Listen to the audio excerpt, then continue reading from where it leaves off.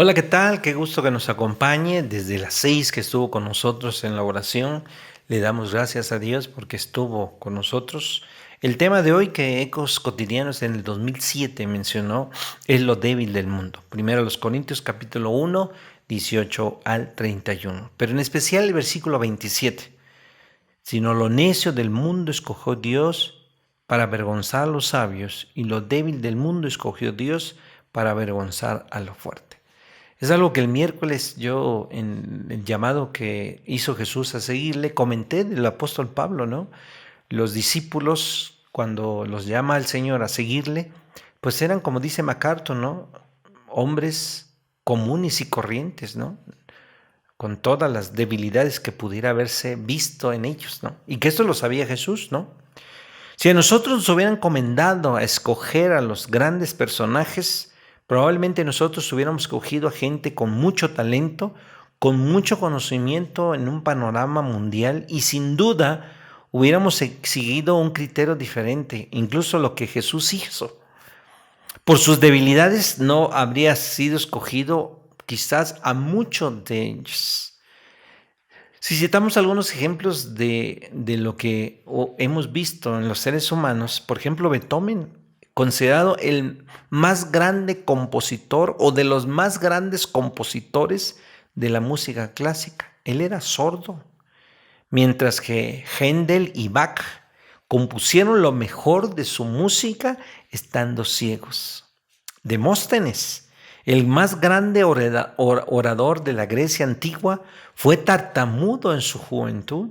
Napoleón, este general famoso francés, y después de este emperador francés, es de los más bajos de estatura de su propio ejército.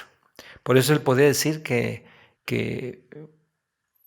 lo mayor no se medía de la cabeza hacia abajo, ¿no? Sino de la cabeza hacia arriba, el conocimiento. Un escritor ruso de nombre Fedor padecía epilepsia en gran parte de su niñez, incluso sin dominar el castellano, pero llegó a ser precisamente alguien importante. Benito Juárez, huérfano de padre y madre, analfabeta en su niñez, llegó a ser el benemérito de las Américas, conferencista como Helen Keller, escritora, pianista, maestra, nació ciega y sordomuda.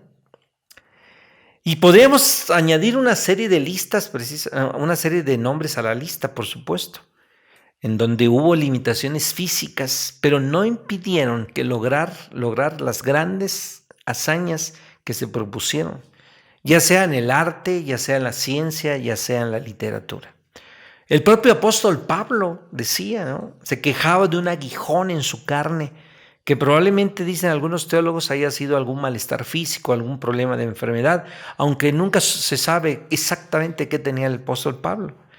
Pero él pues, tenía esto que Dios no se lo quitó, ¿no? Nunca pudo ser sanado. Dios le dijo que no, que cuando él se sintiera más débil lo iba a hacer fuerte. Quería una dependencia de Pablo, el Señor, en los momentos difíciles. Cuando hablamos de los discípulos de Jesús y cuando los llamó al apostolado, uno de los que llama como discípulos a seguirle, lo mencionamos el domingo, Pedro, impetuoso, pero fue el que le negó. Tomás dudó. Dentro de estos discípulos que escoge, que después ya no es un apóstol, viene siendo Judas, que lo traicionó. ¿A poco no sabría Dios que Judas le iba a traicionar? Por supuesto que sí. Cuando Jesús se aparta para orar, ¿cómo es que se durmieron todos? Estaban dormidos. O cuando iban en la barca, que tuvieron miedo en la tempestad. No fue por sus debilidades que fueron usadas, que a pesar de ellas, Pablo dice en la segunda carta a los Corintios, capítulo 12, versículo 9, me gloriaré más bien en mis debilidades para que repose sobre mí el poder de Cristo. Una dependencia total de Dios.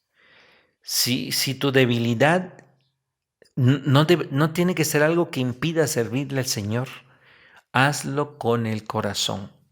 Si Dios te ha llamado para servirle, lo débil del mundo. Por eso le vamos a pedir a Dios que Él nos perdone. si no hemos sabido vivir para Él y para su obra. Tal vez no podamos compararnos con los grandes del mundo entero. De acuerdo a mis capacidades, le vamos a decir que Dios nos use para honra y gloria de su nombre. Oremos. Padre, hoy queremos en el nombre de Jesús que tú nos perdones si no te hemos servido como tú deberías.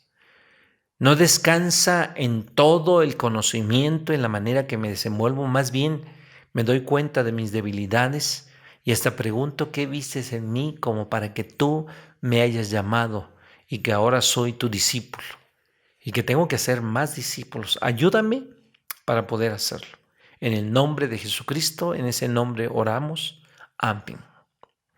Qué gusto en verte. Nos vemos mañana si Dios quiere. Hasta pronto. Bye.